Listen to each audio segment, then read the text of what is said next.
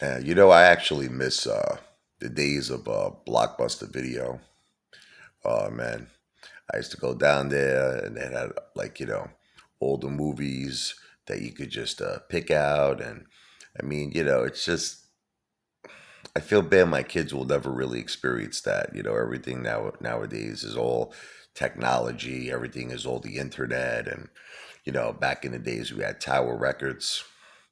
And I remember, when one of my favorite, whether it be Pearl Jam or Billy Joel or it's all the great rock bands. You know what I mean? I would just wait for the CD to come out. I'd run the Tower Records, and I would get it. And remember, it was just, and it was Virgin. Remember, Virgin had the music store. I remember in Times Square. It's just so much has changed. It's like I feel like technology is a blessing, and also maybe it's a little bit of a curse because it really hurt the music industry in terms of musicians.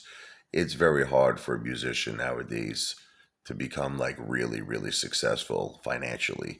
You know, back in the old days, you come up with a song, you get radio play. Next thing you know, you could sell a million albums, 2 million, 5 million, and you make a ton of money. Nowadays, musicians make their money just from obviously the concerts.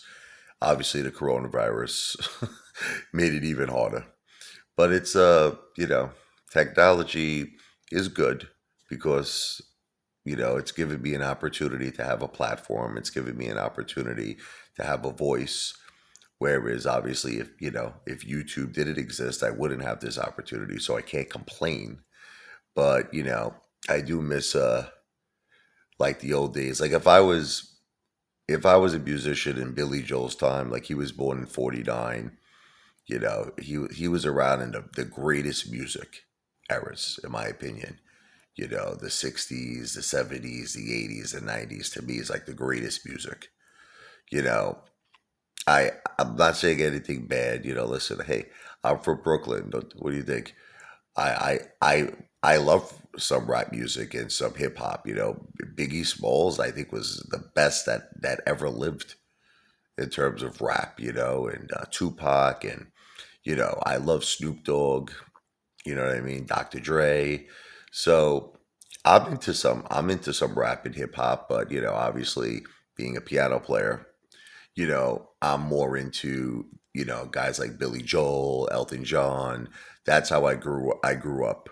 They were my idols. Bon Jovi, Journey, Steve Perry's like the greatest singer that ever lived. I mean, Arnell is great as well, but Steve Perry, there's only one Steve Perry, and Jonathan Cain was the piano player of Journey. And it's funny, when they were together, Steve Perry and Jonathan Cain wrote the song "Open Arms." Neil Sean, the guitarist of Journey, hated that song. He actually didn't even want to play it. He said, "I'm not into this, like love BS." And I never forget. You should, if you get a chance, you should look this up. I think it could be 1981. I believe it was in Houston, Texas. This was the first time the band Journey ever played Open Arms live, and the crowd went absolutely insane. They would just they would just go crazy. And Neil Sean looked at Steve Perry and looked at Jonathan Cade. He's like, "Hey, I stand corrected." You know what I mean? There's just certain things. I guess what I'm saying to you, that technology can't replace. You can't replace a live concert. You know what I mean? You can't replace going to a restaurant, right? Technology. I mean, but nowadays it's funny. You see that they're coming out with all these new things now, where it's like they're trying to do these like it'll be like a pizzeria, right? But it's something where it's all like inside. I guess the like there's no human being working. It's just you could own your own like pizzeria stand, and it's all done through technology. Like like you type in your order, and then you put in your method of payment, and then the pizza comes right out. So I mean, who knows? Moving into the future, everything might be done through computers and robots.